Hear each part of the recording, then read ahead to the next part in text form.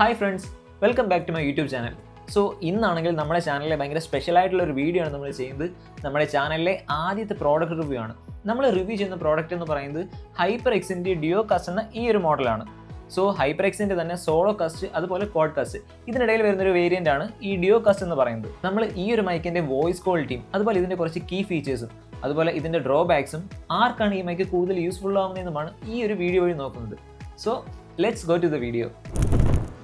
So guys, നമ്മൾ ഈ ഒരു പ്രോഡക്റ്റിൻ്റെ പാക്കേജിങ് നോക്കുമ്പോഴത്തേക്ക് ഇവർ ഫ്രണ്ടിലായിട്ട് തന്നെ ഈ ഒരു മൈക്കിൻ്റെ വലിയൊരു ഫോട്ടോ കൊടുത്തിട്ടുണ്ട്. സോ അതുപോലെ ആണെങ്കിൽ ഇത് ഡിസൈൻ ഫോർ സ്ട്രീമിംഗ് ആണെന്ന് ഇവർ പറയുന്നുണ്ട്. അതുപോലെ ആണെങ്കിൽ ഇതിനെ കുറച്ച് കീ ഫീച്ചേഴ്സ് ഇവർ കൊടുത്തിട്ടുണ്ട് ഈ ഒരു സൈഡിൽ. അതുപോലെ ഇവർ 2 ഇയർ വാറണ്ടി പ്രൊവൈഡ് ചെയ്യുന്നുണ്ട്. ജസ്റ്റ് ഈ ഒരു പേജിലും കുറച്ച് ഫീച്ചേഴ്സും കാര്യങ്ങളും മാത്രമേ ഉള്ളൂ. അതുപോലെ എന്തെല്ലാം ഇതിനകത്ത് വരുന്നുണ്ടെന്ന് ഇവർ ജസ്റ്റ് ലേബൽ ചെയ്തിട്ടുണ്ട്.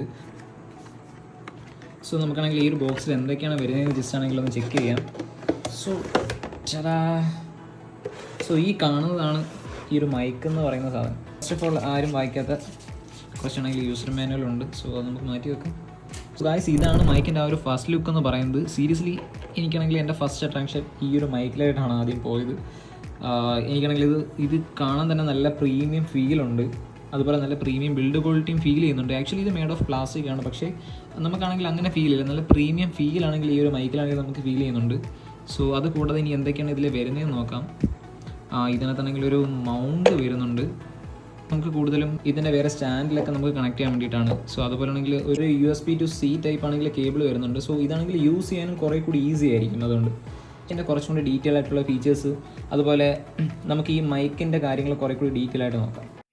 സോ ഗൈസ്, ഇനിയാണെങ്കിൽ നമുക്ക് ഈ ഒരു മൈക്കിൻ്റെ ക്വാളിറ്റി എങ്ങനെയാണെന്ന് ചെക്ക് ചെയ്യാം. സോ നിങ്ങളിപ്പോൾ കേട്ടുകൊണ്ടിരിക്കുന്നതാണെങ്കിൽ ഹൈപ്പർ എക്സിൻ്റെ ഡിയോ കാസ്റ്റ് എന്ന ഈ ഒരു മൈക്കിൽ ഞാൻ റെക്കോർഡ് ചെയ്തതിൻ്റെ ഓൺ വോയിസ് ആണ്. നിങ്ങൾക്ക് ഇത് കേൾക്കുമ്പോൾ തന്നെ മനസ്സിലാവും എന്തുമാത്രം ക്രിസ്പ് ആൻഡ് ക്ലിയർ ആയിട്ടുള്ള വോയിസ് ആണ് ഇത് പ്രൊഡ്യൂസ് ചെയ്യുന്നത്. ഇനിയാണെങ്കിൽ നമുക്ക് ഈ ഒരു മൈക്കിൻ്റെ കുറച്ച് കീ ഫീച്ചേഴ്സിനെ കുറിച്ചിട്ടാണെങ്കിൽ സംസാരിക്കാം.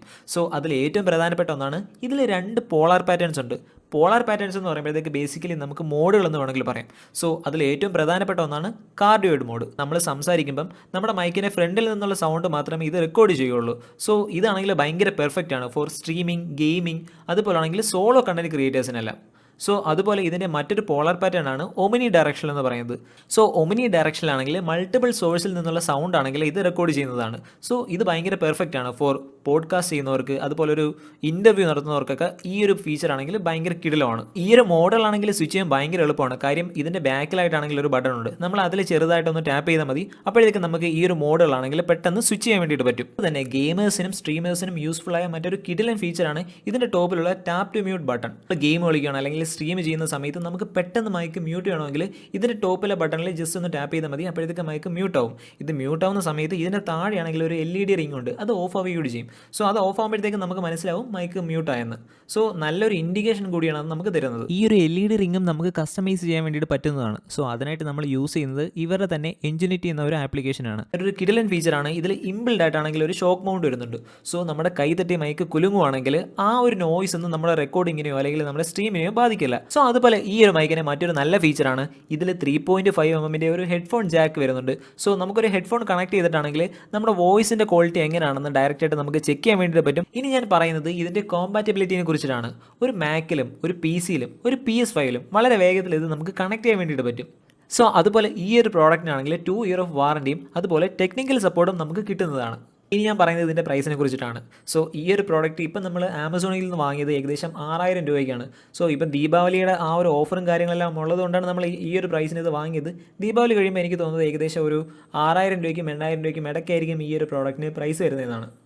സോ ഇനിയാണെങ്കിൽ നമുക്ക് ഈ ഒരു മൈക്കിൻ്റെ കുറച്ച് ഡ്രോബാക്സിനെ കുറിച്ചിട്ട് സംസാരിക്കാം. ഞാൻ ഓൾറെഡി പറഞ്ഞായിരുന്നു ഈ ഒരു മൈക്കിലാണെങ്കിൽ 2 മോഡാണ് വരുന്നതെന്ന്. സോ ഇതിൽ രണ്ടാമത്തെ മോഡായ ഒമിനി ഡയറക്ഷനിൽ കുറച്ച് ഷോക്കാണ്. കാര്യം ഇത് സറൗണ്ടിങ്ങിൽ നിന്ന് ഈ സൗണ്ട് എടുക്കുമ്പോഴത്തേക്കാണെങ്കിൽ കുറേ നോയ്സും കാര്യങ്ങളെല്ലാം വന്ന് നമ്മുടെ സൗണ്ട് ആണെങ്കിൽ നല്ല ഷോക്കാവും. സോ അതെനിക്ക് വലിയ ഡ്രോബാക്ക് ആയിട്ടാണ് തോന്നിയത്. അതുപോലെ മറ്റൊന്നാണ് ഞാൻ ഓൾറെഡി പറഞ്ഞായിരുന്നു ഇതിൽ ഇംബിൾഡ് ആയിട്ടാണെങ്കിൽ ഒരു ഷോക്ക് മൗണ്ട് വരുന്നത്. സോ അതിൽ ഇവർ യൂസ് ചെയ്തേക്കുന്ന ആ ഒരു കേബിൾ ആണെങ്കിൽ കുറച്ച് ക്വാളിറ്റി കുറഞ്ഞതായിട്ട് എനിക്ക് ഫീൽ ചെയ്തു. അതുപോലെ ഇതിൻ്റെ മറ്റൊരു ഡ്രോബാക്കാണ് ഇതിൻ്റെ ഗെയിൻ നോബിൻ്റെ അഡ്ജസ്റ്റ്മെൻ്റ് എല്ലാം ഒരുപാട് ലിമിറ്റഡ് ആണ്.